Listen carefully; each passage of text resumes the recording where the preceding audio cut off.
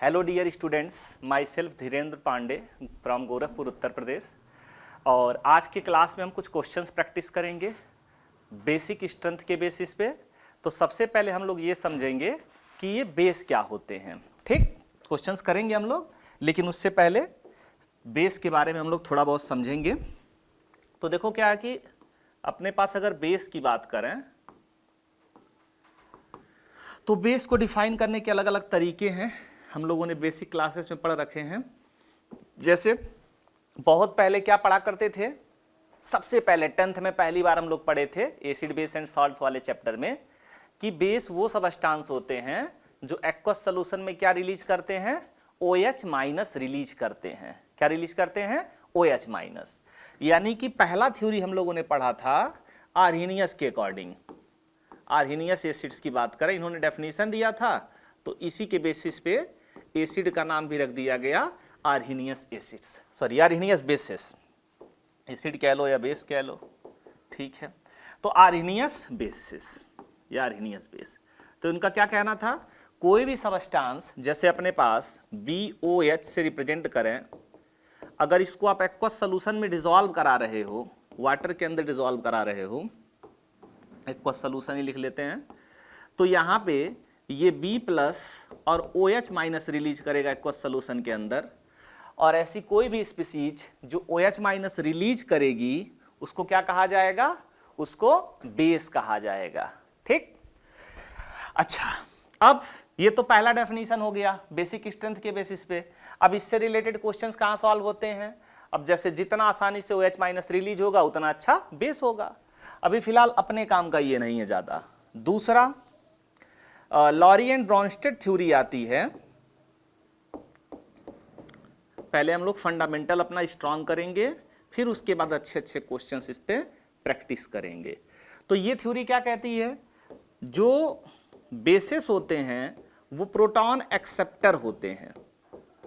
मतलब कोई भी स्पीसीज जो प्रोटॉन एक्सेप्ट कर रही है, H+ एक्सेप्ट कर रही है, उसको क्या कहेंगे, बेस कहेंगे। जैसे एग्जांपल के तौर पे अपने पास अमोनिया है, अमोनिया को वाटर से हमने रिएक्ट कराया, तो ये इससे क्या लिया, H+ लिया, अमोनियम कटायन बनाया, OH माइनस रिलीज किया, तो ये प्रोटॉन एक्सेप्टर हो गया। OH माइनस वाटर का रिलीज हो रहा है, अमोनिया का रिलीज नहीं हो रहा है ना।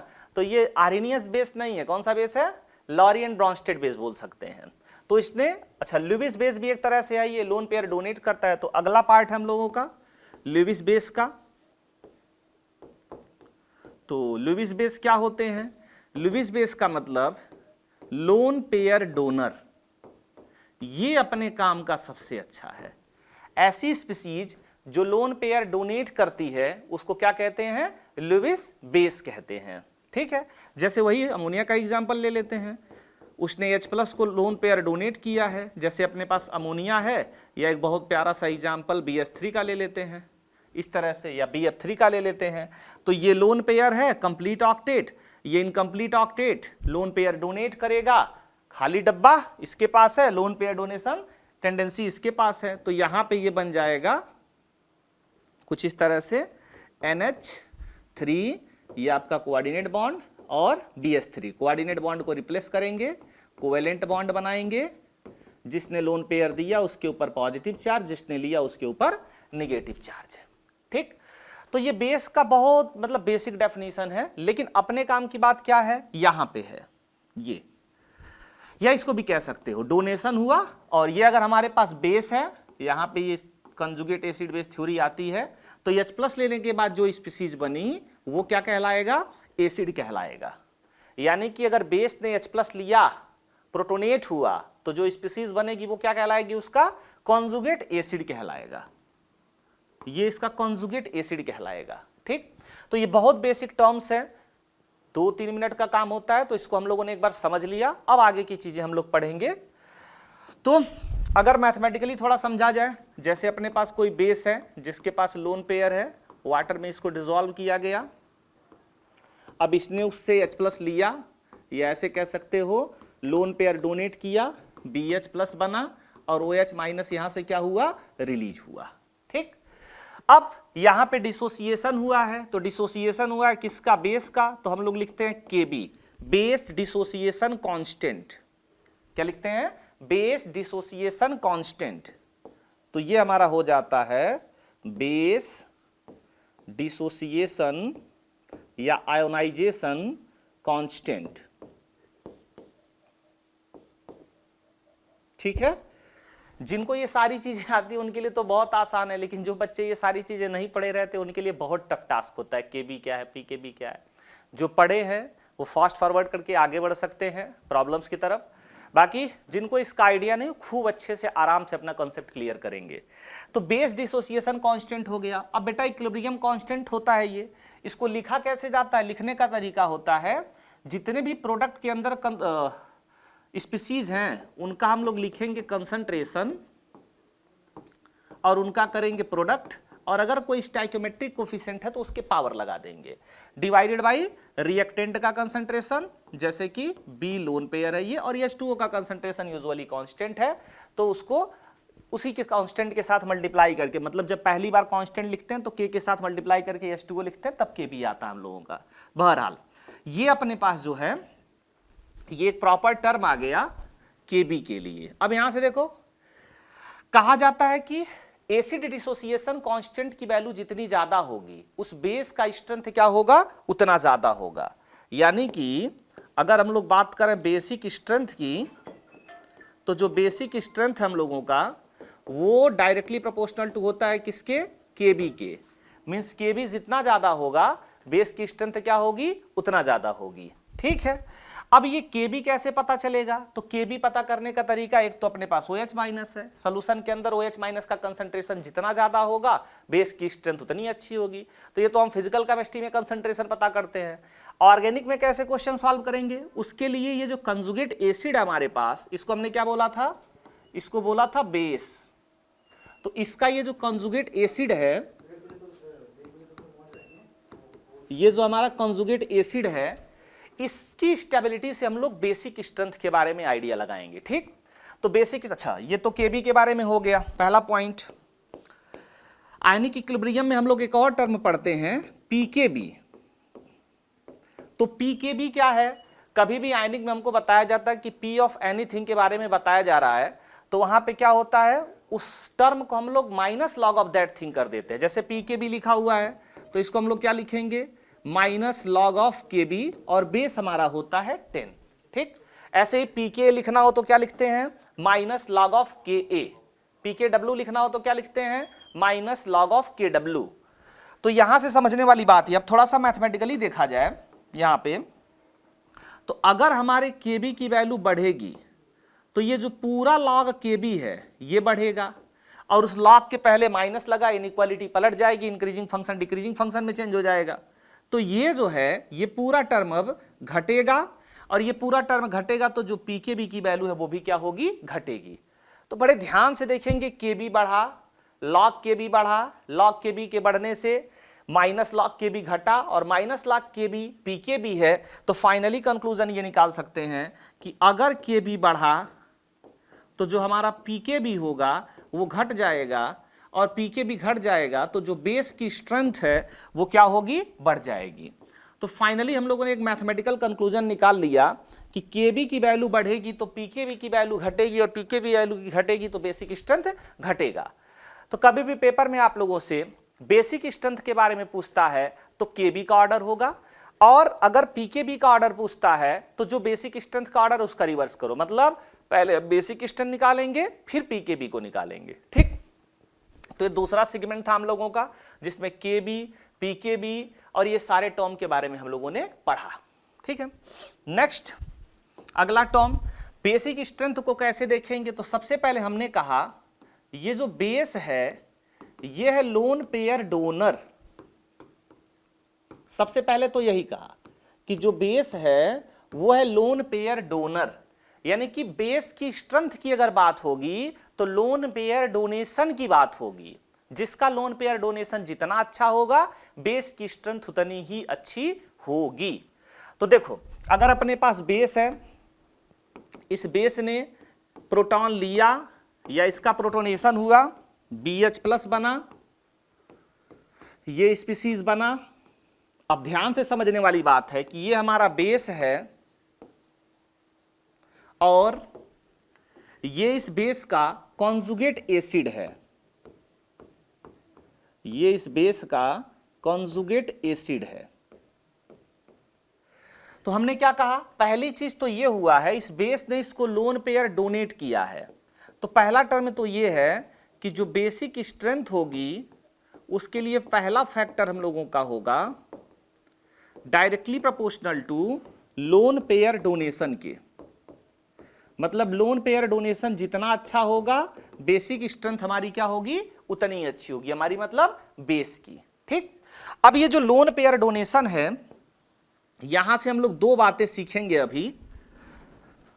पहली बात ये सीखेंगे कि जो एलिफैटिक एमीन्स होते हैं एक तरह से, क्योंकि हम लोगों को खास तौर पे एमीन्स की बेसिसिटी के बारे में ही पढ़ना है, तो एलिफैटिक एमीन्स जो होते हैं वो एरोमेटिक एमीन्स से ज्यादा बेसिक होते हैं। ये पहली बात हो गई। दूसरा, जो लोकलाइज्ड लोन पेयर होता है, लोकलाइज्ड मतलब वो कहीं जाने वाला नहीं है, वो डीलोकलाइज्ड लोन पेयर से ज्यादा टेंडेंसी रखता है डोनेट होने के लिए। ये दो पॉइंट्स हमारे पास सबसे पहले हो गए डोनेशन के लिए। ठीक, पहला एलिफैटिक एमीन एरोमेटिक एमीन से क्या होंगे अच्छे बेस होंगे, और दूसरा लोकलाइज्ड लोन पेयर की donation tendency delocalised lone pair से क्या होगी ज्यादा होगी। अच्छा सर कैसे पता चला आपको, तो ए वाले पॉइंट के बारे में अगर देखा जाए इसको बोला जाता है एलिफैटिक एमीन्स। अब अगर इसको हम एलिफैटिक एमीन्स कह रहे हैं तो ये जो अल्काइल ग्रुप है ये लोन पेयर डोनेट करेगा, और लोन पेयर डोनेट करेगा तो नाइट्रोजन के ऊपर जो इलेक्ट्रॉन डेंसिटी है उस इलेक्ट्रॉन डेंसिटी को ये बढ़ाएगा, और अगर इलेक्ट्रॉन डेंसिटी बढ़ेगी तो जो लोन पेयर का डोनेशन होगा वो क्या होगा बढ़ेगा। यानी कि थोड़े से सिंपल लैंग्वेज में कहा जाए तो अल्काइल ग्रुप क्या कर रहा है, वो प्रेशर बना रहा है नाइट्रोजन एटम के ऊपर कि तुम अपना लोन पेयर डोनेट करो। तो इसकी वजह से इसकी जो बेसिक स्ट्रेंथ है वो क्या होगी बढ़ जाएगी। ठीक, अच्छा इसी के साथ एक और टर्म यूज हो रहा है अपने पास कुछ ऐसा, ये अपने पास एरोमेटिक एमीन हो गया, एनिलीन इसको कहते हैं हम लोग।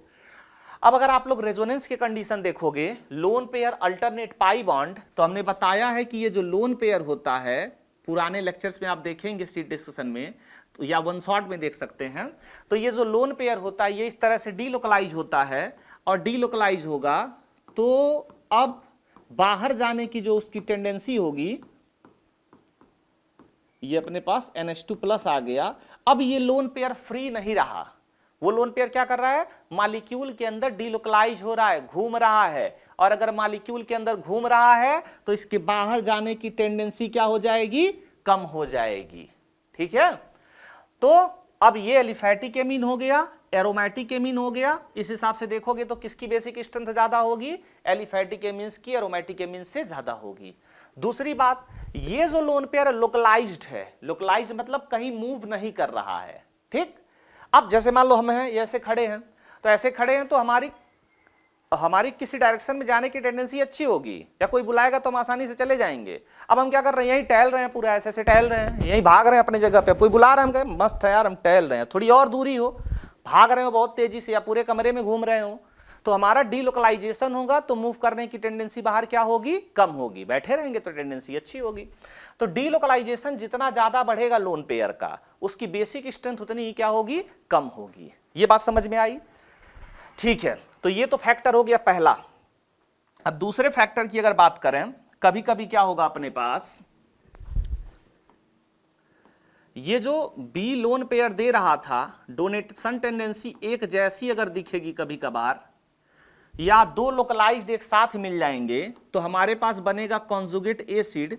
अब इस कॉन्जुगेट एसिड की स्टेबिलिटी चेक करते हैं, हमने बताया था अभी इसकी स्टेबिलिटी जितनी ज्यादा होगी जो इक्विलिब्रियम है वो किस डायरेक्शन में आएगा इक्विलिब्रियम फॉरवर्ड डायरेक्शन में आएगा, और अगर इक्विलिब्रियम फॉरवर्ड डायरेक्शन में आएगा तो बेसिक स्ट्रेंथ हमारी क्या होगी अच्छी हो जाएगी। तो जब भी इसकी स्टेबिलिटी बढ़ेगी तो हमारी बेस की स्ट्रेंथ क्या हो जाएगी बढ़ जाएगी। ठीक है, तो स्टेबिलिटी बढ़ने का मतलब है कि बेसिक स्ट्रेंथ हमारी क्या होगी, बढ़ेगी। और जनरल प्रैक्टिस की बात करें तो इसकी स्टेबिलिटी के लिए जो फैक्टर होते हैं उसमें पहला फैक्टर होता है रेजोनेंस। अगर ये जो पॉजिटिव चार्ज है ये रेजोनेंस स्टेबलाइज्ड है तो इसकी स्टेबिलिटी सबसे अच्छी होगी। दूसरे नंबर पे अगर हम लोग बात करें रेजोनेंस के साथ हाइब्रिडाइजेशन की बात करेंगे कि वो किस एटम के ऊपर प्रेजेंट है, ठीक है। और तीसरे नंबर पे हम लोग डिस्कस करेंगे, ये सब कुछ सेम है अगर लगभग फैक्टर, तो हम लोग बात करेंगे सॉल्वेशन इफेक्ट की। अगर वो बेस एक्वस सॉल्यूशन या सॉल्वेंट के अंदर प्रेजेंट होगा तो सबसे पहले देखेंगे वो रेजोनेंस स्टेबलाइज है कि नहीं, फिर देखेंगे हाइब्रिडाइजेशन हो रहा है कि नहीं, और फिर फाइनली देखेंगे उसका सॉल्वेशन हो रहा है कि नहीं। मतलब कैटायन है, कैटायन का सॉल्वेशन होगा तो स्टेबिलिटी क्या होगी, अच्छी होगी। समझ में आ गया। तो ये हमारा था एक ग्राउंड लेवल कॉन्सेप्ट। इसको अगर आप समझ पाए हैं तो अब आगे की चीजें आपके लिए समझना क्या होंगी, आसान होंगी, ठीक है।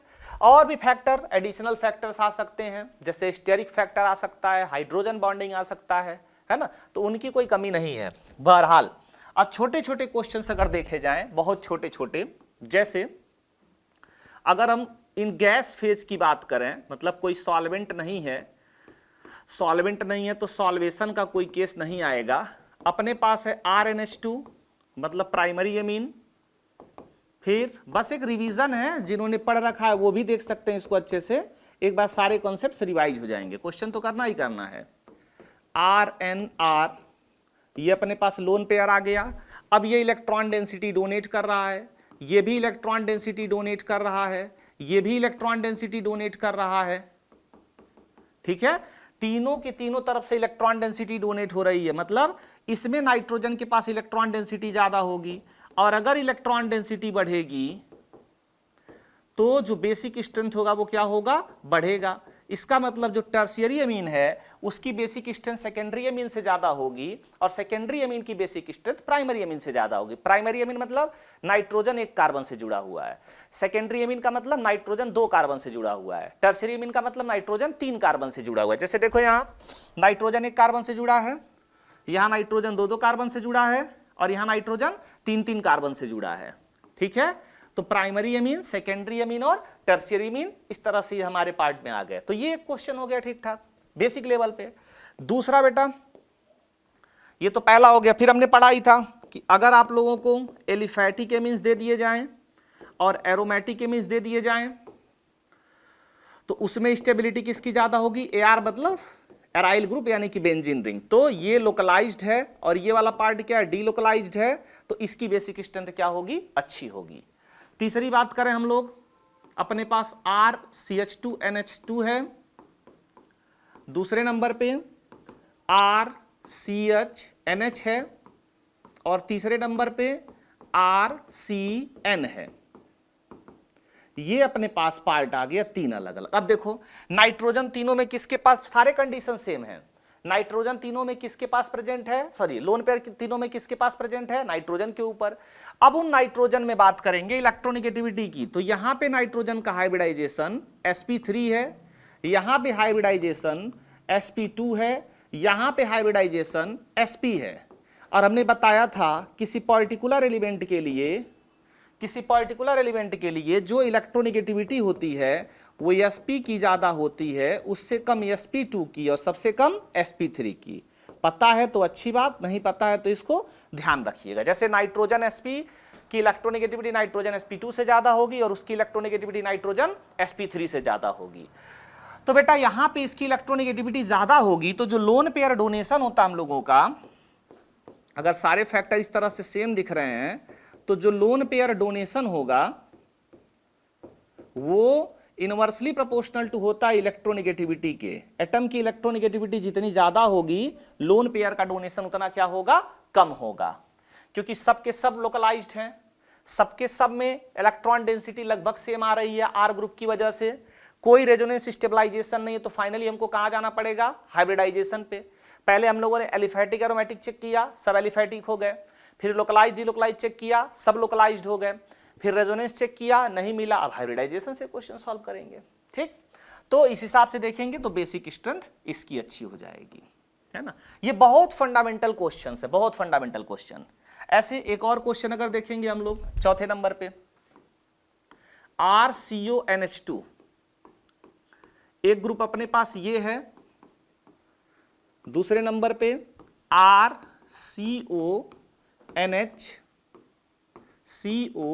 है अपने पास, ये दूसरे नंबर पे है। और एक सिंपल सा केस आ जाए RNH2।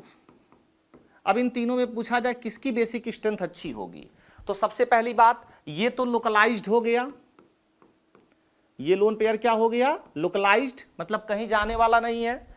इस लोन पेयर के बारे में बात करोगे तो ये क्या है, डीलोकलाइज्ड है। इस लोन पेयर के बारे में बात करोगे तो ये क्या है, डीलोकलाइज्ड है। अब अगर दोनों डीलोकलाइज्ड हैं तो कुछ और देखना पड़ेगा। यहां पे डीलोकलाइजेशन सिंगल डायरेक्शन में हो रहा है इस तरह से, मतलब दो आरएस मिलेंगे। यहां पे डीलोकलाइजेशन अलग अलग जगह पे हो रहा है, मतलब एक्सटेंट ऑफ डीलोकलाइजेशन यहां पे ज्यादा है। अगर हम बात करें एक्सटेंट ऑफ डीलोकलाइजेशन का, तो यहां पे एक्सटेंट ऑफ डीलोकलाइजेशन ज्यादा होगा, और एक्सटेंट ऑफ डीलोकलाइजेशन अगर ज्यादा होगा तो बेसिक स्ट्रेंथ हमारी क्या होगी, कम होगी। तो इस हिसाब से देखोगे तो सबसे अच्छा बेस कौन सा हो जाएगा, तीसरा वाला, उससे कम पहला वाला, सबसे कम दूसरा वाला। ठीक, तो ये लोकलाइजेशन डीलोकलाइजेशन पे हो गया। और आगे हम लोग बात करें पांचवा, बेसिक जीओसी के बेसिस पे, जैसे अपने पास ये एनिलीन लगा हुआ है,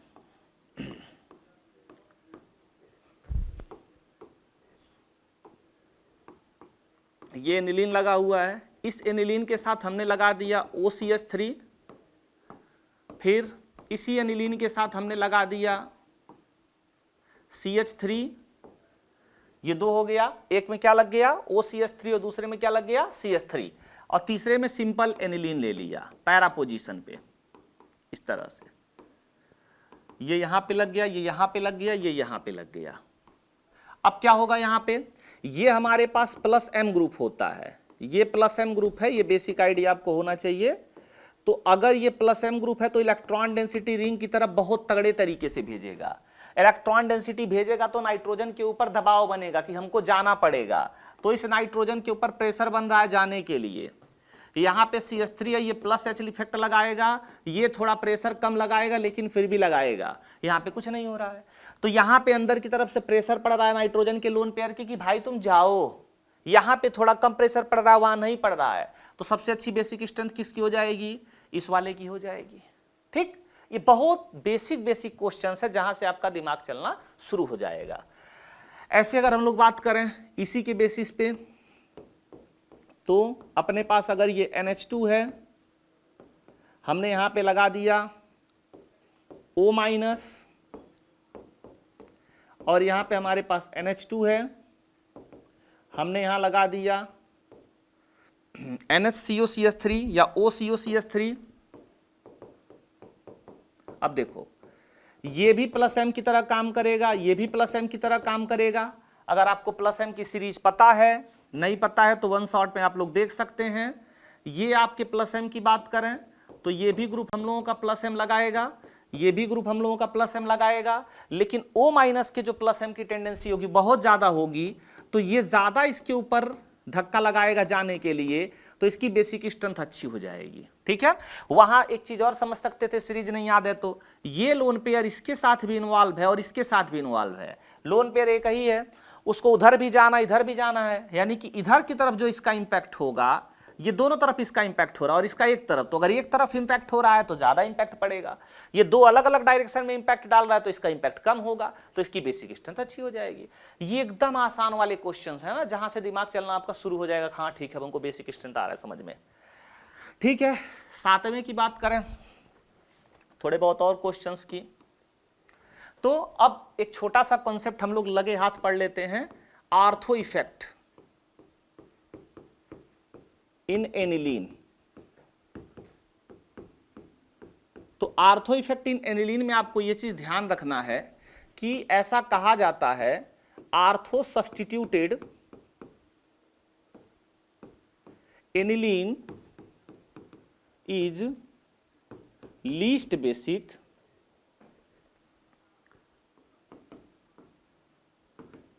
is least basic in normal aniline या एनिलीन, मेटा सब्स्टिट्यूटेड एनिलीन,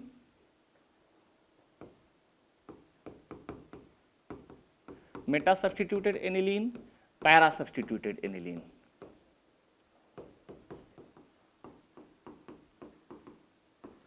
इनके मुकाबले जो है ये लीस्ट बेसिक होता है। मतलब अगर आपके पास कोई क्वेश्चन आए आर्थो सब्स्टिट्यूटेड, मेटा सब्स्टिट्यूटेड और पैरा सब्स्टिट्यूटेड, इसीलिए जो पहले हमने क्वेश्चन लिया वो पैरा का लिया, आर्थो का नहीं लिया हुआ है ना। तो आर्थो, मेटा, पैरा, नॉर्मल में सबसे लीस्ट बेसिक कौन होगा? हमारा आर्थो सब्स्टिट्यूटेड वाला होगा। जैसे इसके पीछे का रीजन क्या होता है, जैसे अपने पास यहां कोई ग्रुप लगा हुआ है, ये अपने पास एनिलीन हो गया, यहां कोई ग्रुप लगा हुआ है। अब जब प्रोटोनेशन होता है इनका, क्योंकि सब में लगभग सारे फैक्टर एक जैसे अगर हैं, इसमें अगर प्रोटोनेशन होता है और ये NH3+ हो जाएगा और यहां पे ये ग्रुप लगेगा, तो ये ग्रुप क्या होगा? वैसे पहले ये यहां पे रेजोनेंस स्टेबलाइज था, रेजोनेंस स्टेबलाइज था लोन पेयर, तो sp2 हाइब्रिडाइजेशन था, ये sp3 हो गया। तो sp3 होने की वजह से ये हाइड्रोजन्स पूरे फैल गए इस तरह से ऐसे। अब ये ग्रुप आ जाएगा, तो इन सब की वजह से ये जो नाइट्रोजन है, इस नाइट्रोजन का सॉल्वेंट में हाइड्रेशन नहीं हो पाता है, नो सॉल्वेशन। मतलब अब ये कैटायन सॉल्वेट नहीं हो पाता है, और सॉल्वेट नहीं हो पाता है तो इस कैटायन की स्टेबिलिटी बहुत अच्छी नहीं होती है, और कैटायन की स्टेबिलिटी बहुत नहीं अच्छी होती है तो बेसिक स्ट्रेंथ क्या होगी? कम हो जाएगी। वो क्यों प्रोटोनेट होगा? वो भाग के बैकवर्ड डायरेक्शन में आ जाएगा। तो एक बेसिक रीजन ये दिया जाता है कि सॉल्वेशन हिंडर्ड हो जाता है। सॉल्वेशन क्या हो जाता है? हिंडर्ड हो जाता है, रुक जाता है, नहीं हो पाता अच्छे से। ठीक, हाँ, लेकिन ध्यान रखिएगा, ये तो एज यूजुअल बात है। दो जगहों पे आप ध्यान रखेंगे, अगर G इज इक्वल टू आपके पास OH होगा और G is equal to OMe होगा, तो वहां पे ये वाली बात लागू नहीं होती। यहां सैयार नहीं होता, स्टेरिक इनहिबिशन ऑफ रेजोनेंस नहीं हो रहा है। रेजोनेंस तो हो रहा था यहाँ पे, इसमें तो रेजोनेंस है ही नहीं, इसका लोन पेयर ही नहीं है, तो इसमें रेजोनेंस की बात कहां से होगी? तो यहां पे सॉल्वेशन का हिंड्रेंस होता है, तो OH और OMe पे ये जो इफेक्ट है वो वर्क नहीं करता है। ठीक, मतलब अगर क्वेश्चन के फॉर्म में हम लोग करें, जैसे अपने पास यहां एनिलीन हो गया NH2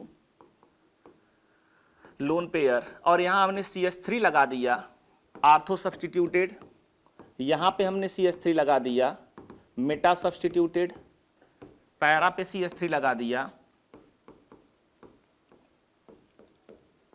और नॉर्मल रख दिया। तो अगर ये सब अच्छे क्वेश्चंस हैं, ढंग के क्वेश्चंस हैं ये सब, तो इन पे टाइम देना जरूरी है। अब ये क्वेश्चन आ गया हम लोगों का, तो हमने क्या कहा? आर्थो सब्स्टिट्यूटेड एनिलीन होगा तो बस OH और OMe में सावधान रहना है। बाकी सारे केसेस में जब भी क्वेश्चन सॉल्व करेंगे तो ये जो ऑप्शन होगा हम लोगों का, अगर इसको A बोलें, ये B बोलें, ये C बोलें, ये D बोलें, तो जो A वाला ऑप्शन है वो सबसे लास्ट में जाएगा। बाकी तीनों के बारे में अपने इलेक्ट्रॉनिक इफेक्ट से हम लोग क्वेश्चन सॉल्व करेंगे, क्योंकि यहां तो सॉल्वेशन से कोई लेना देना नहीं होगा। ये कैसा ग्रुप होगा? +I, क्योंकि जो +H और +M होता है या रेजोनेंस और हाइपर कंजुगेशन होता है वो किसी ग्रुप के रिस्पेक्ट में आर्थो और पैरा पे होता है।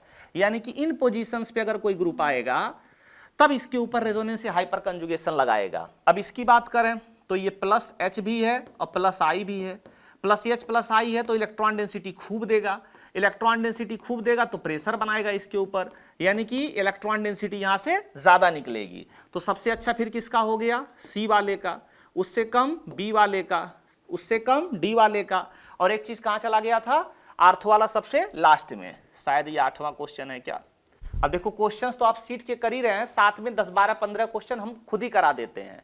तो 1 घंटे 1.5 घंटे में आप लोग कम से कम एक टॉपिक पे 25 से 30 क्वेश्चन की प्रैक्टिस अच्छे से करते हो, है ना? तो ज्यादा किफायती चीज है, कोई नुकसान वाली बात नहीं है। और यार मतलब अपनी पढ़ाई के टाइम पे मूवी देखना, वेब सीरीज देखना या रील्स देखना, उससे तो ज्यादा बेटर है ना कि कुछ 1 घंटे में सीख लिया जाए। कुछ तो सीखोगे ही, रिवीजन तो होगा।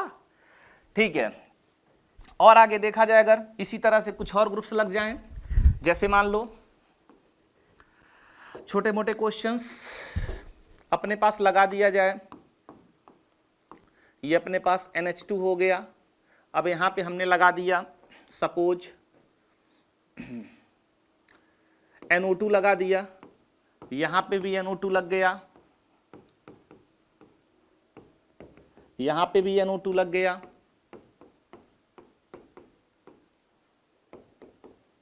और फाइनली यहां पे भी एनिलीन लिख दिया। ठीक, तो वैसे अगर बात करें हम लोग तो यहां पे अगर NO2 है तो क्या लगाएगा वो, -M लगाएगा, -I लगाएगा। यहां पे NO2 है तो -I लगाएगा, यहां पे NO2 है तो -M और -I लगाएगा।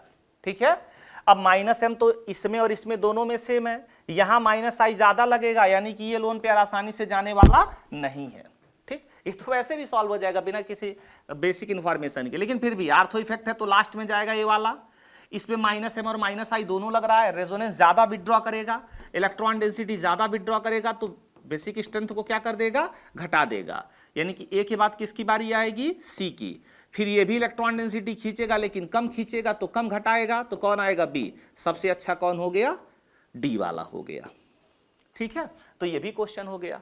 अब अलर्ट किस किस में होना है हम लोगों को, अलर्ट होना है OH और OMe में। अगर ये अपने पास NH2 है, यहां पे OH लगा हुआ है, ये दो एग्जाम्पल आप खास तौर पे ध्यान रखेंगे, पेपर में पूछा जाता अगर कभी, तो बच्चों के लिए थोड़ा सा चैलेंजिंग होगा। ये OH लगेगा और यहाँ पे जो है NH2 नॉर्मल है। अब होता क्या है, ये जो OH है ये +M ग्रुप होता है और -I, और इसका +M बहुत अच्छा होता है क्योंकि ये स्ट्रांगली एक्टिवेटिंग ग्रुप होता है, बहुत तगड़ा लोन पेयर डोनेट करता है। तो इसमें ऐसा देखा गया कि जो बेसिक स्ट्रेंथ है वो किसकी होनी चाहिए थी ज्यादा, वो होनी चाहिए थी पैरा पोजीशन पे। अब यहां देखो +M ये भी लगाएगा, +M ये भी लगाएगा, तो +M तो दोनों जगह का बराबर लगने वाला है, लेकिन यहां पे -I और यहां पे भी -I है। -I डिस्टेंस डिपेंडेंट होता है, पास होगा तो ज्यादा लगाएगा, दूर होगा तो कम लगाएगा। तो ये ज्यादा खींच रहा है, ये कम खींच रहा है, ये वाला क्या कर रहा, सॉरी -I से +M से तो बढ़ा रहा है, -I से खींच रहा। भाई दोनों में +M है, ये और ये दोनों में +M है, तो अब +M से तो बात बनेगी ही नहीं क्योंकि वो डिस्टेंस इंडिपेंडेंट होता है, तो क्वेश्चन -I सॉल्व होगा। ये दोनों ज्यादा होंगे, तीसरे और चौथे से भाई ए और सी जो हैं वो ज्यादा होंगे किससे, बी और डी से। ये तो क्लियर हो चुका है क्योंकि इनमें +M लग रहा है, इसमें -I लग रहा है, इसमें कुछ नहीं लग रहा है। अब ए और सी में कौन ज्यादा होगा, तो -I से सॉल्व करेंगे, इसमें -I ज्यादा लगेगा तो कम होगा, यानी कि सी वाला बड़ा होगा फिर ए वाला। बी और डी में, बी वाले में -I लग रहा है, इसमें कुछ नहीं लग रहा है, तो फिर कौन ज्यादा होगा, डी वाला और फाइनली बी वाला।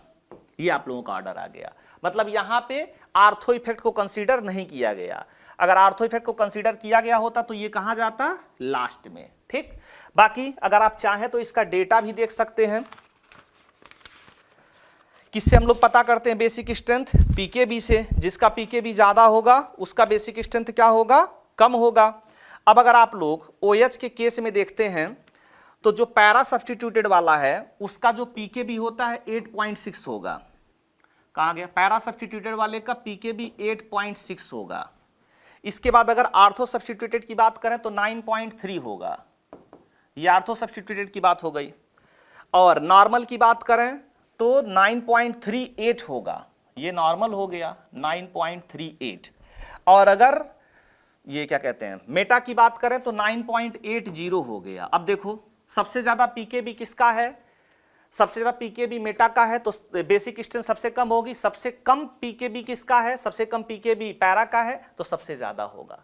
तो ये एक्सपेरिमेंटल डेटा बताता है कि यहां पे आर्थो इफेक्ट एप्लीकेबल नहीं है। समझ में आया। इन सिमिलर में ऐसे ही अगर आप लोग देखोगे तो OH और OMe, बस दो चीजों को ध्यान देना है। ये अपने पास NH2 लगाना है, यहां पे OMe लिखना है। हम बता रहे हैं ना, इसको बस ध्यान रखना है आप लोगों को, बहुत टेंशन नहीं लेना है। ये दो एग्जाम्पल ध्यान रहेगा। अब +M जो होता है वो OH का ज्यादा होता है किससे, OMe से, तो ये ज्यादा डोमिनेटिंग होता है OH ग्रुप वाला। यहां पे अपने पास NH2 हो गया और OMe हो गया। अब इसमें अगर देखोगे पीकेबी का डेटा तो पैरा वाले का 8.7 होता है, ये पैरा वाले का 8.7 होता है पीकेबी। जो नॉर्मल वाला होता है उसका 9.3 होता है, मतलब एनिलीन की बात करें 9.30, और आर्थो वाले का 9.5 होता है। और मेटा वाले का 9.8 होता है। ये आप लोगों का मैथमेटिकल डेटा है जो आपको याद नहीं करना, बस रेफरेंस के तौर पे ले रहे हैं ताकि चीजें थोड़ी आसान हो जाए इनके केस में। तो सबसे देखो पहले सबसे ज्यादा सबसे कम पीकेबी किसका है? पैरा वाले का। पैरा वाले से पीकेबी कम किसका है? नॉर्मल वाले का। नॉर्मल वाले से किसका है थोड़ा सा ज्यादा? आर्थो वाले का। और फिर किसका है? मेटा का। मतलब अगर ये हम ना पढ़े हो डेटा, हमको ना पता हो, तो हम लोग ऑर्डर क्या लिखते हैं आर्थो इफेक्ट के बेसिस पे? भाई पैरा वाला प्लस एम लगा रहा है, नहीं पता होता तो की बात कर रहे हैं, और माइनस आई लगा रहा है। तो एक चीज तो हमको पता है ना, आर्थो वाले को सबसे लास्ट में पहुंचा देते हैं। ये जो आर्थो वाला है ये सबसे लास्ट में पहुंचा देते हैं। फिर बात करेंगे इनके रिस्पेक्ट में, ये प्लस एम लगा रहा है तो इलेक्ट्रॉन डेंसिटी देगा, इलेक्ट्रॉन डेंसिटी देगा तो बेसिक स्ट्रेंथ बढ़ाएगा, तो पैरा वाला सबसे पहले लिखेंगे। ये माइनस आई से इलेक्ट्रॉन डेंसिटी क्या करेगा? घटाएगा। उससे अच्छा तो नॉर्मल वाला है, तो यहां पे हमारे पास क्या हो जाएगा? नॉर्मल वाला और फिर मेटा वाला। तो ये ऑर्डर हम लोग लिखते, ऐसा ऑर्डर हम लिखते अगर हमको नहीं पता होता। लेकिन अभी हम थोड़ा अलर्ट रहेंगे कि आर्थो का प्लस एम थोड़ा अच्छा होता है, वो एमई का थोड़ा अच्छा होता है, इस वजह से बस इतना सा चेंज होगा, बहुत ज्यादा चेंज नहीं होगा। अगर पूरा का पूरा आर्थो इफेक्ट वर्क नहीं करता, थोड़ा बहुत सिग्निफिकेंट अमाउंट में वर्क करता है, पूरा का पूरा वर्क नहीं करता, तो ऑर्डर किसके जैसा होता? इसके जैसा होता है, लेकिन इससे थोड़ा सा अलग है। इसलिए अगर मोटी मोटा तौर पे कहें तो ये वाला एग्जाम्पल और ये वाला एग्जाम्पल आपके शॉर्ट नोट में होना चाहिए। मतलब पेपर देते टाइम एक बार इसको जरूर ऑब्जर्व करेंगे डेटा वाइज। समझ में आ गया? तो ये बेसिक स्ट्रेंथ का क्वेश्चन था एनिलीन के केस में। तो जब आप एमीन्स चैप्टर पढ़ोगे, एरोमेटिक एमीन्स, तो उसमें सारे जो बेसिक स्ट्रेंथ के प्रॉब्लम है वो तो आपके क्लियर हो गए। ठीक, अब एक चीज और, ऑर्गेनिक बेसिस की अगर बात करें तो ऑर्गेनिक बेसिस में सबसे अच्छा बेस जो होता है वो इसको माना जाता है, ग्वानिडीन को।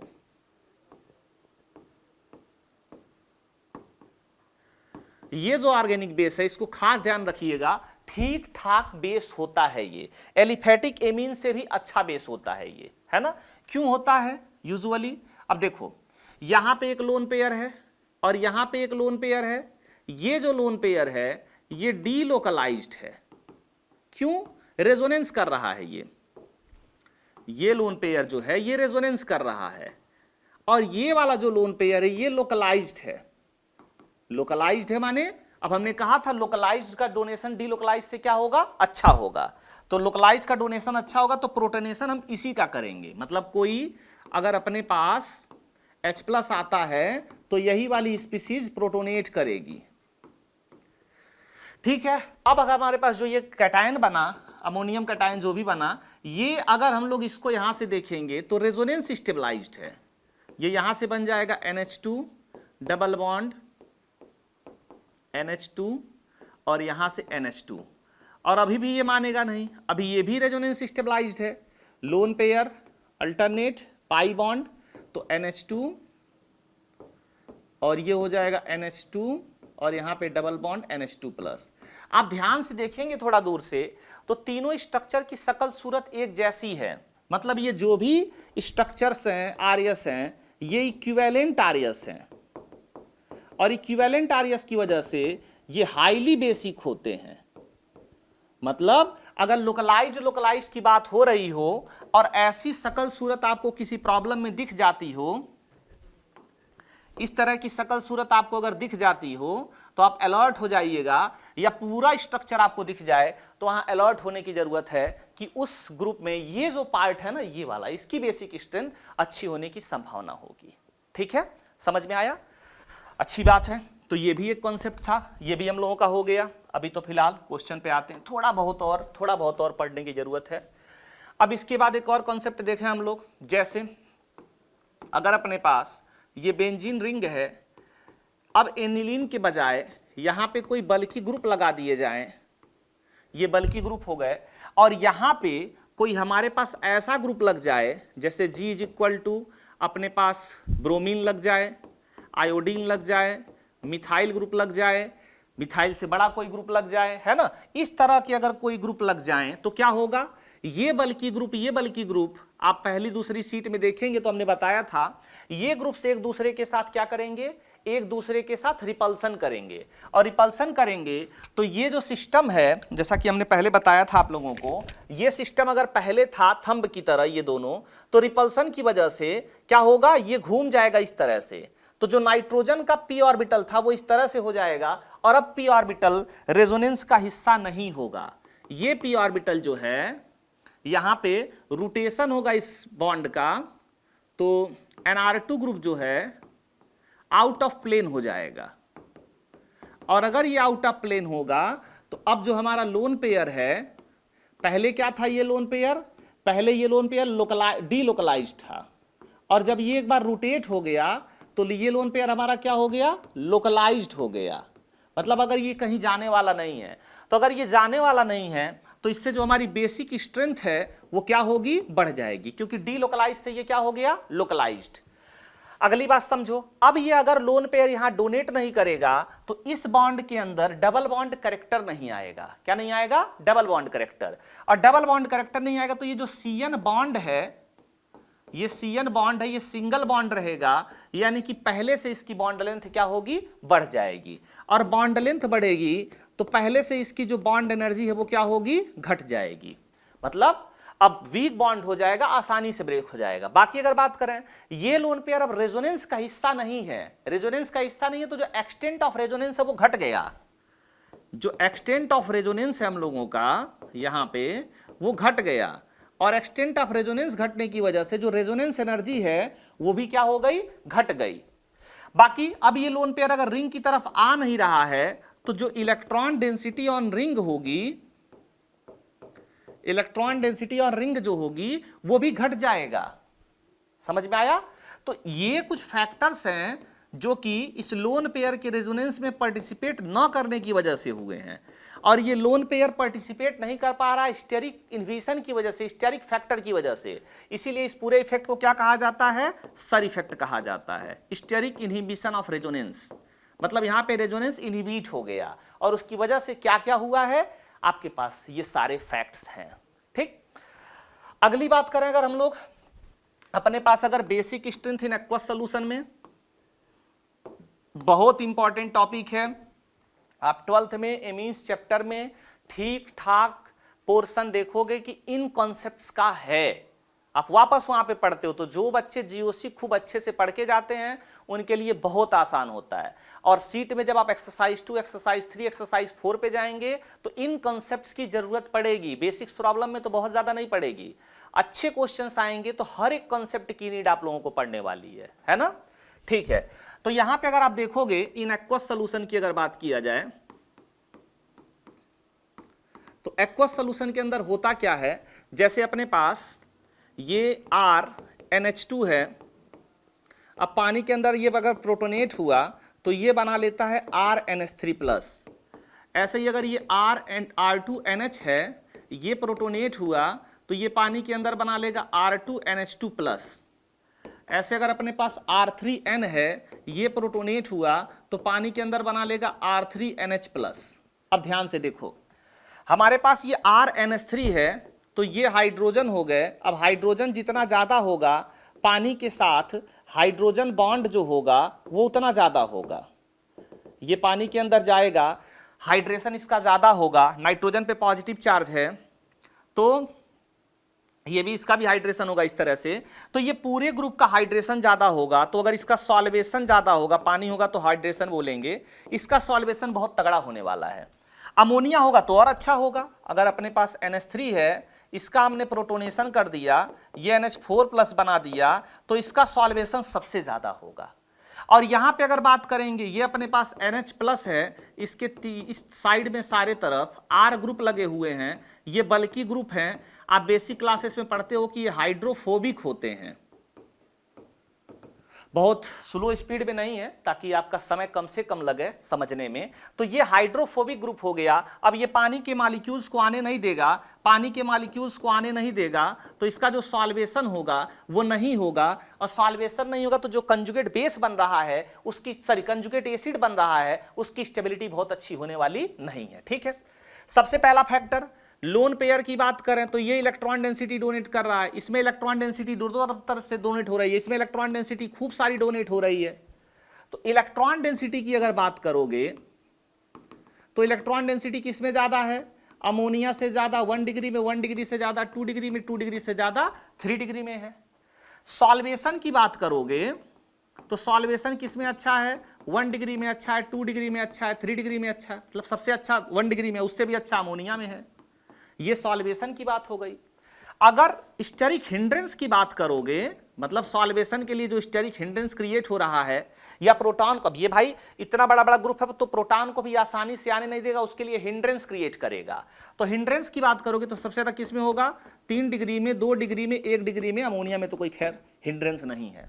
अब आपके पास ये इलेक्ट्रॉनिक फैक्टर आ गया, ये सॉल्वेशन फैक्टर आ गया, ये हिंड्रेंस फैक्टर आ गया, यानी कि बेसिक स्ट्रेंथ सॉल्व करने के लिए मल्टीपल फैक्टर्स आ गए।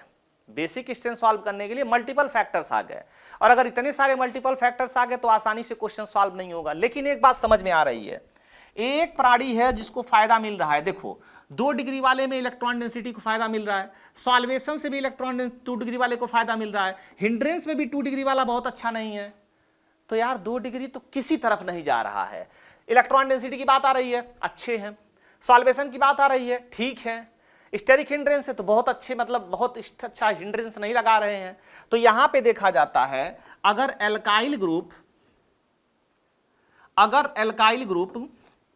मिथाइल हो या एल्काइल ग्रुप इथाइल हो, ये अपने एनसीईआरटी में तो ये फैक्ट याद होना चाहिए, पूछा भी जाता डायरेक्ट। मिथाइल हो या इथाइल हो तो उन दोनों में जो 2 डिग्री है वो सबसे पहले आएगा। 2 डिग्री क्या होगा? सबसे पहले। अब बताओ मिथाइल क्या है, छोटा है कि बड़ा है? छोटा है, तो छोटे वाले में छोटा नंबर। इथाइल क्या है? बड़ा है, तो बड़े वाले में बड़ा नंबर। बचा क्या? इसमें 3 डिग्री बचा, इसमें 1 डिग्री बचा, और फाइनली अमोनिया। तो इतने सारे मल्टीपल फैक्टर्स थे। असर्शन रीजन टाइप क्वेश्चन आ जाए, रीजनिंग बेस्ड क्वेश्चन आ जाए, या कोई कॉन्सेप्चुअल क्वेश्चन आ जाए, तो उसके लिए एक्सप्लेनेशन जरूरी है। बट अगर डायरेक्ट क्वेश्चन आता है तो उसके लिए जुगाड़ हमने बता दिया कि 2 डिग्री की तो मजे हैं हर एक फैक्टर में, तो 2 डिग्री सबसे पहले होगा, अमोनिया सबसे लास्ट में जाएगा। अब 1 और 3 बचेगा, छोटा वाला तो 1, बड़ा वाला तो 3। आंसर तो आपका आ गया, ठीक है। ये आंसर तो आप लिख लोगे आराम से, आपको तकलीफ नहीं होगी। एक्सप्लेनेशन की बात करेगा, उसके बेसिस पे क्वेश्चन करेगा, तब भी आप सॉल्व कर लोगे। समझ में आ गया ये भी? ठीक। अच्छा, एक और फैक्टर देख लेते हैं, एमीन इन्वर्जन या फ्लिपिंग ऑफ अमोनिया। बहुत छोटे फॉर्म में है, फ्लिपिंग ऑफ अमोनिया या एमीन, जो भी आ जाए, कुछ भी हो, R3N भी हो, R3N भी होगा तब भी चलेगा, कोई दिक्कत नहीं है। फ्लिपिंग का मतलब है जैसे ये अपने पास नाइट्रोजन है, यहां ग्रुप लगे हुए हैं, ये लोन पेयर है। अब ये क्या करता है, लोन पेयर अपना शेप पूरा ये चेंज कर लेता है ना। पहले लोन पेयर ऊपर के डायरेक्शन पे था, अब ये लोन पेयर नीचे के डायरेक्शन में आ गया, और लगातार इस तरह से ये फ्लो करता चला जाता है। ऐसे ये फ्लो करता है, मतलब एनर्जी लेवल तो इनका सेम है। अगर एनर्जी लेवल डायग्राम बनाते हैं तो ये कुछ इस तरह से ऐसे आता है। पहले नाइट्रोजन इस तरह से था, अब नाइट्रोजन इस तरह से आ गया। इसको कहते हैं फ्लिपिंग या इन्वर्जन कह सकते हैं। तो ये नाइट्रोजन के लोन पेयर का इन्वर्जन या पूरे स्ट्रक्चर का इन्वर्जन हो गया। अब देखो समझो, जैसे ये अपने पास एमीन था 3 डिग्री 2 डिग्री या अमोनिया था, ऐसे इस तरह से था, और लोन पेयर इस तरह से बैठा हुआ था, ठीक। तो हो क्या रहा है, स्लोली स्लोली ये सारे ग्रुप्स इस तरह से आ रहे हैं। अब देखो ये हो गया स्ट्रक्चर एक टाइम पे प्लानर, और ये लोन पेयर चला गया कहां पे, पी ऑर्बिटल में। पी ऑर्बिटल में माने उसकी एनर्जी बढ़ गई। ये तीनों ग्रुप प्लानर हो गए, माने sp3 से वो कहां चला गया, sp2 में, और ये p ऑर्बिटल में गया तो इसकी एनर्जी बढ़ गई। मतलब यहां पे जो है इसका हाइब्रिडाइजेशन sp2 हो जा रहा है, यहां पे हाइब्रिडाइजेशन sp3 हो जा रहा है, यहां भी हाइब्रिडाइजेशन sp3 हो जा रहा है, और ये लोन पेयर कहां चला गया, ये लोन पेयर चला गया कुछ इस तरह से, ठीक। तो अब क्या होगा, अब sp2 हो गया, sp2 हो गया तो इसकी इलेक्ट्रोनेगेटिविटी बढ़ जाएगी, इलेक्ट्रोनेगेटिविटी बढ़ जाएगी तो बेसिक स्ट्रेंथ क्या होगा, घट जाएगा। तो इसीलिए यूजुअली जब भी अमोनिया के केस में या अमीन्स के केस में इस तरह का इन्वर्जन होगा तो वहां पे बेसिक स्ट्रेंथ क्या करेंगे हम लोग, कम मानेंगे। अच्छा, तो अब ये यहां से इसमें जाता है, ये एक स्पीसीज बीच में आएगी, ट्रांजिशन स्टेट बोल सकते हो इसको, मैकेनिज्म पढ़ते हो तब ये बात समझ में आती है, और फिर ये इसमें कन्वर्ट हो जाता है। मतलब ये फटाफट एक दूसरे में कन्वर्ट होते चले जाते हैं, ठीक। तो सर की बुक में क्वेश्चन लिखा हुआ था कि ट्रांजिशन स्टेट का हाइब्रिडाइजेशन बताओ, तो ट्रांजिशन स्टेट का हाइब्रिडाइजेशन क्या होगा, sp2 होगा, है ना। अच्छा क्वेश्चन था। बहरहाल इसी तरह का एक क्वेश्चन अगर इस तरह से दे दिया जाए कि ये अपने पास नाइट्रोजन है, ये अपने पास एमीन है, एमाइन है इस तरह से, अब ये हो गया, और एक दूसरा क्वेश्चन इस तरह से आपको दिया जाए ये, तो इसमें देखोगे बेटा ये पूरा सिस्टम ब्लॉक है, कोई इन्वर्जन यहां पे नहीं होगा, कोई फ्लिपिंग यहां पे होने वाली नहीं है, और फ्लिपिंग नहीं होगा तो इसकी बेसिक स्ट्रेंथ अच्छी होगी, और यहां पे ये पूरा फ्री है, फिर से घूम सकता है तो इसके अंदर फ्लिपिंग होगी, इस वजह से बेसिक स्ट्रेंथ का ऑर्डर ये हो जाएगा। ठीक, तो लगभग बेसिक स्ट्रेंथ के बेसिस पे 7-8 फैक्टर थे हमारे पास। सबसे पहले हम लोगों ने देखा लोकलाइज, डिलोकलाइज, एलिफैटिक, एरोमेटिक देखा, फिर उसके कंजुगेट की स्टेबिलिटी देखा जिसमें रेजोनेंस, हाइब्रिडाइजेशन और क्या था, सॉल्वेशन इफेक्ट था। फिर हम लोगों ने स्टेरिक हाइड्रेशन का इनहिबिशन देखा जिसके बेसिस पे आर्थो इफेक्ट को पढ़ा हमने, फिर स्टेरिक इनहिबिशन ऑफ रेजोनेंस से देखा, फिर फ्लिपिंग के बारे में पढ़ा, है ना। इतने सारे फैक्टर्स हमारे पास हैं, इस वजह से बेसिक स्ट्रेंथ जो है थोड़ा टफ कॉन्सेप्ट माना जाता है। लेकिन अगर ये सारे कॉन्सेप्ट आप लोगों ने पढ़ रखे हैं तो आपके लिए उतना ज्यादा टफ होने वाला नहीं है। ठीक, तो स्वागत है आप लोगों का। अब जिन्होंने ये सब कॉन्सेप्ट पढ़ रखा था उनका स्वागत होगा, अब वो क्वेश्चन ट्राई करेंगे। ठीक, आते हैं और क्वेश्चन को पॉज करते हैं आप लोग और सॉल्व करते हैं, बाकी हम भी सॉल्व करेंगे। Select the decreasing order of relative basic strength of the following species. अच्छी बात है भाई, ठीक है। देखो यहां ध्यान से, ये सब कुछ एक जैसा ही है। यहां पे अगर हम लोग बात करें तो ये लोकलाइज्ड है, ये लोकलाइज्ड हो गया, ये भी लोकलाइज्ड पार्ट हो गया, ये भी लोकलाइज्ड पार्ट हो गया। और इसके बारे में बात करोगे तो lone pair alternate pi bond, ये डीलोकलाइज्ड हो गया। बाकी इस ग्रुप की बात करोगे, ये यहां से भटकता हुआ यहां जाएगा, नेगेटिव चार्ज क्रिएट करेगा, ये यहां जाएगा, नेगेटिव चार्ज क्रिएट करेगा, नेगेटिव। मतलब अगर यहां पे किसी ने प्लस एम दिया तो रेजोनेंस के थ्रू नेगेटिव यहां पहुंचेगा, और यहां पे जो इसका कैटायन बनेगा NH2+, अभी हमने ग्वानिडीन टाइप स्ट्रक्चर में देखा था, तो उस कैटायन को एक और रेजोनेंस स्टेबलाइजेशन मिलेगा, तो बेस की स्टेबिलिटी क्या होगी, बढ़ जाएगी। यहां पे NO2 है उल्टा, ये इससे इलेक्ट्रॉन डेंसिटी खींचेगा, इलेक्ट्रॉन डेंसिटी खींचेगा तो जो कैटायन बनेगा उसकी स्टेबिलिटी को क्या करेगा, घटाएगा। ये वाला -m से खींच रहा है और ये वाला किससे खींच रहा है, -I से खींच रहा है, तो ये ज्यादा घटाएगा, पूरा इलेक्ट्रॉन डेंसिटी खींच लेगा, कैटायन उसका जो होगा वो अनस्टेबल हो जाएगा। ये थोड़ा बहुत खींचेगा, ये इसको इलेक्ट्रॉन डेंसिटी सप्लाई कर रहा है, मतलब बढ़ाएगा स्टेबिलिटी को खूब सारा।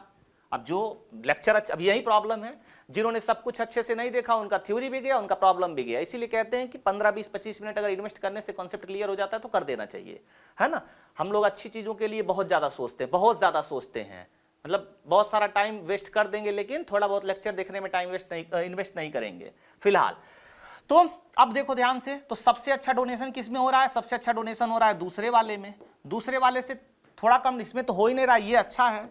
और वो पकड़ के खींच रहा है चौथा वाला, लेकिन -I से खींच रहा है, और -I बहुत पावरफुल माना नहीं जाता है। लास्ट में बचता है हमारा तीसरा वाला, वो पकड़ के खींच रहा है जिससे कैटायन की स्टेबिलिटी घट रही है। 2 1 4 3, 2 1 4 3 आंसर आ गया आपका, ठीक है ना। टाइम नहीं लग रहा है क्योंकि सब कुछ कवर कर लिए ना हम लोग। क्वेश्चंस है क्या, थ्योरी तो है, बस हमने अच्छे से समझा है तो उसको बस एनालाइज कर सकते हैं। अच्छी बात है, आपका आंसर आया होगा। नेक्स्ट क्वेश्चन आप सॉल्व करिए पॉज करके। Correct basic strength order is, ठीक है। ये लोन पेयर क्या है, डीलोकलाइज्ड है, ये लोन पेयर क्या है, डीलोकलाइज्ड, लेकिन यहां से क्या लग रहा है, +H इफेक्ट, +H इफेक्ट लग रहा है तो धक्का देगा लोन पेयर को, तो बेसिक स्ट्रेंथ बढ़ेगी। यहां पे NH है, ये यहीं के सामने से धक्का देने वाला है, ठीक है। यहां पे बात करेंगे तो NO2 है, ये -M लगाएगा, लोन पेयर को पकड़ के क्या करेगा, खींच लेगा। तो सबसे ज्यादा लोन पेयर को कौन खींच रहा है, सबसे ज्यादा लोन पेयर को खींचने वाला है S वाला, उससे कम देखो कहीं पे। अच्छा हाँ, एक क्वेश्चन और मिल गया, ये देखो झूठो हम लोग परेशान थे, आर्थो इफेक्ट। ऐसे बुरा फंसेंगे क्वेश्चन सॉल्व करते टाइम। ये कौन सा इफेक्ट है, आर्थो इफेक्ट है, और आर्थो इफेक्ट है तो कहां जाएगा, सबसे लास्ट में जाने वाला है ये, ठीक। और यहां भी आर्थो इफेक्ट लगेगा, यहां भी आर्थो इफेक्ट लगेगा, तो इन दो जगहों पे तो आपका आर्थो इफेक्ट लग रहा है। मतलब जो Q वाला होगा और जो S वाला होगा वो पहुंचेंगे लास्ट में। अब ये उनको कंपेयर करेंगे। अब बात होगी P और R की, तो P वाले में ये डीलोकलाइज हो रहा है, बाकी कहीं से इसको कोई धक्का नहीं मिल रहा है, और ये +I के थ्रू इसको पकड़ के क्या कर रहा है, धक्का दे रहा है कि जाओ यार तुम जाओ। तो सबसे अच्छा कौन हो जाएगा, R और P। देखो दो ग्रुप में हमने बांट दिया, ये ग्रुप हो गया आर्थो इफेक्ट वाला, उसको छोड़ देते हैं अभी।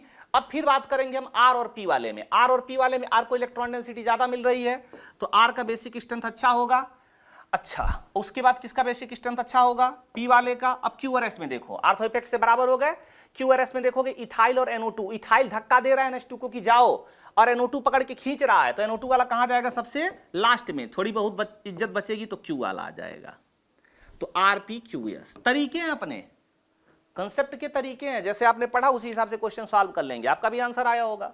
Next, find the order of basic strength R is equal to ME। ठीक है, R is equal to ME लिखने का मतलब क्या कह रहा है? 2 तो सबसे ज्यादा होता है, अमोनिया सबसे कम होता है, ME है मतलब छोटा वाला माने 1 डिग्री। हो गया आंसर आपका। सबसे ज्यादा कौन होगा? 2 डिग्री, दैट इज C। फिर से कह रहा है टाइम नहीं लगेगा, 5 मिनट का काम होता है। Next, in the label nitrogen atoms which is correct basic strength order. ठीक है, कह रहा है कौन बेसिक स्ट्रेंथ का करेक्ट ऑर्डर है? हमने क्या कहा था? शकल सूरत पहचानने की कोशिश करना। NH आप लोगों को दिख रहा है कि ये कौन सा वाला है? ग्वानिडीन टाइप वाला बेस है, ग्वानिडीन टाइप वाला नाइट्रोजन है, तो क्या होगा? इसकी बेसिक स्ट्रेंथ सबसे अच्छी होने वाली है। खत्म। अब इसके पास आ जाओ, 1 और 3 में।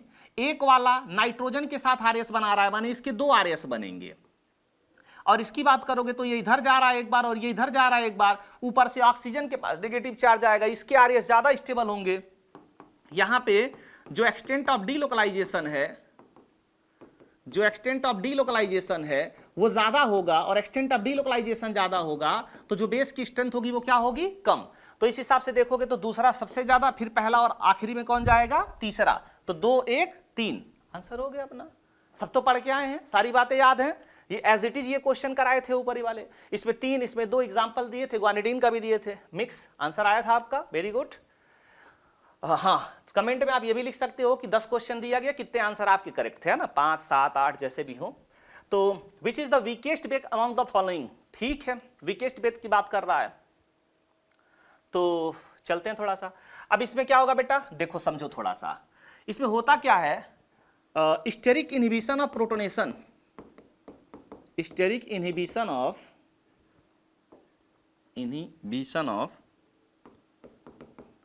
प्रोटोनेशन। मतलब आप बेस की बात करोगे, लोन पेयर डोनेट कर रहे हो, नो डाउट, सबके पास लोन पेयर है सेम कंडीशन का, लोकलाइज्ड लोन पेयर sp2, ये बाहर भागने वाला नहीं है, सबके अंदर लोन पेयर है, ये सही बात है। लेकिन यहां पे अगर आप देखोगे तो ये लोन पेयर के साथ ये 2 बड़े बड़े ग्रुप हैं। मतलब हमारे पास लोन पेयर है, जैसे मान लो ये लोन पेयर है, माइक लोन पेयर हो गया हमारा। अब ये लोन पेयर है, प्रोटॉन हमारे पास आ रहा है और हम ऐसे हाथ करके बैठे हुए हैं इस तरह से। ठीक है, प्रोटॉन आ रहा है तो लोन पेयर, देना भी चाहते हैं लेकिन ऐसे आगे दरवाजे पे बैठ गए हैं, घुसने नहीं देंगे। तो यहां पे प्रोटॉन अगर आना चाहेगा भी तो ये घुसने नहीं पाएगा फ्रंट स्ट्रेन की वजह से। ठीक है, ये फ्रंट पे स्ट्रेन है इसके, इस वजह से ये घुसने नहीं पाएगा, और घुसने नहीं पाएगा तो इसकी बेसिक स्ट्रेंथ क्या होगी? सबसे कम हो जाएगी। तो ये डी ऑप्शन हो जाएगा। तो ये क्वेश्चन थोड़ा सा अपने आप में यूनिक है ना? तो ये तो करना पड़ेगा। बाकी सारी जगहों पे ये CH3 है, प्लस H लगाएगा तो यहाँ पे घूमते टहलते माइनस आएगा, यहाँ पे माइनस आएगा, यहाँ पे माइनस आएगा तो थोड़ी डोनेशन टेंडेंसी अच्छी होगी। ये CH3 है, आप मेटा पोजीशन पे तो प्लस लाई लगाएगा तो बहुत अच्छा डोनेशन नहीं होगा। यहाँ डोनेशन अच्छा होगा, प्लस आई से डोनेशन को बहुत ज्यादा प्रोवोक नहीं करेगा। ये आर्थो पोजीशन पे है तो प्लस H लगाएगा तो इसके ऊपर माइनस चार्ज भी आएगा, माइनस चार्ज आएगा तो डोनेशन इसका बढ़ेगा। साथ में प्लस आई भी है, प्लस H भी है, प्लस आई भी है, तो डोनेशन क्या होगा? और तगड़ा एक तरह से बढ़ेगा। ठीक, तो छोटा मोटा आइडिया लगा के आप फाइनली सॉल्व कर सकते हो। लेकिन अगर लिस्ट की बात कर रहा है तो एफ फ्रंट स्ट्रेन की वजह से इसकी जो बेसिक स्ट्रेंथ होगी वो सबसे कम हो जाएगी। नेक्स्ट, शायद आपसे न बना हो, फिलहाल आपकी कोई गलती नहीं है। द करेक्ट ऑर्डर, ठीक है, करेक्ट ऑर्डर की बात कर रहा है, अच्छी बात है। अब इसमें देखो एसिडिक स्ट्रेंथ का करेक्ट ऑर्डर कह रहा है। हमने एसिडिक स्ट्रेंथ में भी पढ़ाया था आपको क्या? ऑर्थो इफेक्ट, कि अगर एसिड के अगल बगल में आजू बाजू में क्या लगा हुआ है? CH3 ग्रुप लगा हुआ है। ठीक, तो अगर ये CH3 ग्रुप लगा हुआ है तो क्या करेगा? ये इसको गायब कर देगा इसके रिंग से, और रिंग से गायब करेगा तो जो प्लस M लग रहा था फिनाइल ग्रुप का CO माइनस के ऊपर वो खत्म हो जाएगा, और वो खत्म हो जाएगा तो एसिडिक स्ट्रेंथ बढ़ जाएगी। और ऐसा ही कुछ लिखा हुआ है। ठीक है, और ऊपर से ये पकड़ के खींच भी रहा है, इसको NO2 पकड़ के खींच रहा था, इसके थ्रू इलेक्ट्रॉन डेंसिटी रिंग से कम कर रहा है, और यहां क्या हो रहा है? NO2 ही रिंग से गायब हो जा रहा है। इसकी वजह से NO2 रिंग से ऐसे था ऐसे हो गया। मतलब जब ऐसे था तो p ऑर्बिटल इस तरह से था, बेंजीन के साथ ओवरलैप हो रहा था। अब ये ऐसे हो गया तो p ऑर्बिटल इस तरह से हो गया, अब ओवरलैप नहीं करेगा। तो जो थोड़ा बहुत खींच रहा था वो भी खत्म हो गया, इसका -m भी खत्म हो गया, तो ये तो बेचारा और कम एसिडिक हो जाएगा। समझ में आ रहा है? तो ये अच्छा ऑर्डर था, करेक्ट ऑर्डर है। करेक्ट ऑर्डर पूछा था वो तो आंसर आ गया। फिर भी एनालाइज कर लेते हैं थोड़ा बहुत बाकी सब में क्या कह रहा है। ये NH2 है, सबसे पहली बात ये लोकलाइज्ड नहीं है, डीलोकलाइज्ड है। ये NH2 क्या है? डीलोकलाइज्ड है। और ये NH2 क्या है? लोकलाइज्ड है। अब लोकलाइज्ड का जो बेसिक स्ट्रेंथ होता है वो डीलोकलाइज्ड से ज्यादा होता है, तो ये होगा। गलत ऑर्डर दिया हुआ है। यहां पे आ जाओ, ये बगल में NO2COH लगा हुआ है, ये यहां पे आर्थो इफेक्ट लग रहा है, ये रिंग से बाहर चला जाएगा, रिंग से बाहर चला जाएगा तो इसका +m नहीं लगेगा, +m नहीं लगेगा तो एसिडिक स्ट्रेंथ बढ़ जाएगी। क्या ही लिख के दिया हुआ है। यहां आ जाओ, NO2H लिखा हुआ है, NO2H लिखा हुआ है। बॉइलिंग पॉइंट की बात करें तो इसके अंदर क्या होता है? Intramolecular hydrogen bonding. ये तो बॉन्डिंग में बहुत बार पढ़ते हैं, इंट्रामॉलिक्यूलर हाइड्रोजन बॉन्ड। ये पकड़ के इसको यहीं लटक गया, अब ये किसी और OH को पकड़ेगा, ये किसी और OH को पकड़ेगा। अब जैसे हमको बॉयल होना, इवापोरेट होना है, हम ऐसे मान लो ये दो ग्रुप है हमारे पास, अब इन दोनों को हम खुद ही ऐसे पकड़ के रख लिए तो हम किसी और मॉलिक्यूल के साथ एसोसिएट नहीं हो पाएंगे, माने हमारा निकलना आसान होगा। अब बहुत सारे मॉलिक्यूल हमारे पास ऐसे दोनों हाथ फैला के एक तरफ से इसको पकड़ लिए, एक तरफ से इसको पकड़ लिए, तो जब बॉयल होने की बात होगी, मॉलिक्यूल के वेपराइज होने की बात होगी, तो हम बहुत सारे लेके भागेंगे। मतलब फोर्स ऑफ अट्रैक्शन या एसोसिएशन जो होगा मॉलिक्यूल से साथ वो क्या होगा? ज्यादा। इसीलिए जहां पे इंटरमॉलिक्यूलर फोर्स ऑफ अट्रैक्शन होगा या इंटरमॉलिक्यूलर हाइड्रोजन बॉन्डिंग होगी वहां पे बॉइलिंग पॉइंट बढ़ जाता है। ठीक है, क्योंकि एसोसिएशन मॉलिक्यूल्स के साथ होता है वो भी बढ़ जाता है, तो ये बॉइलिंग पॉइंट ज्यादा होगा। हाँ ठीक है, अपने को लेकिन आंसर लिखना है तो आगे बढ़ो। जिनको सिर्फ आंसर चाहिए उनके लिए तो भाई सेकेंड्स में काम बन जाएंगे। Next, which of the following has, अच्छा ये मिक्स्ड प्रॉब्लम है बेटा, तो मिक्स्ड प्रॉब्लम को हम लोग एक और लेक्चर लेके अच्छे से समझेंगे, जानेंगे। अब देख लो, बेसिक स्ट्रेंथ के यही क्वेश्चंस थे, जो भी 7, 8, 10 क्वेश्चंस थे आप लोगों ने अच्छे से सॉल्व किया। और अभी भी बहुत सारे ऐसे क्वेश्चंस हैं जो मिसिंग हैं। जितने कॉन्सेप्ट हमने आपको पढ़ाया उस पर बहुत सारे क्वेश्चंस अभी मिसिंग हैं, वो आपको एक्सरसाइज 2 में मिलेंगे, एक्सरसाइज 3 में मिलेंगे, 4 में मिलेंगे। तो बने रहिए वीडियोस के साथ। और अभी तो ये एकदम बिगिनर्स लेवल प्रॉब्लम थे, शानदार लेवल के प्रॉब्लम्स आने वाले लेक्चर्स में आने वाले हैं। ठीक है, आने वाले लेक्चर्स में आने वाले हैं। बाकी रोज की तरह ये जो भी कंटेंट है उसका सारा श्रेय अपने MSc सर को जाता है, तो कमेंट में जरूर प्लीज हम्बल रिक्वेस्ट है लिखा कीजिए, thank you MSc sir and team, ये जरूर लिखिए। ठीक है ना, तो आप क्वेश्चन से मोटिवेट होते हैं, हम इससे मोटिवेट होते हैं। समझ गए? तो अच्छे से टॉपिक रिवाइज कीजिए, जरूरत पड़ने पे नोट्स भी बनाइए, प्रॉब्लम्स को अच्छे से सॉल्व कीजिए। और फिर मिलेंगे अगले वीडियो में किसके साथ? इन मिक्स्ड प्रॉब्लम्स के साथ। ये सारे मिक्स्ड प्रॉब्लम्स हैं, आपके पुराने प्रॉब्लम्स ही हैं, आसानी से बनाए जा सकते हैं। ठीक, ये सारे प्रॉब्लम्स हैं, पहले हम कर चुके हैं तो फिर से कर लेंगे एक बार। ठीक है, थैंक यू बेटा सबको।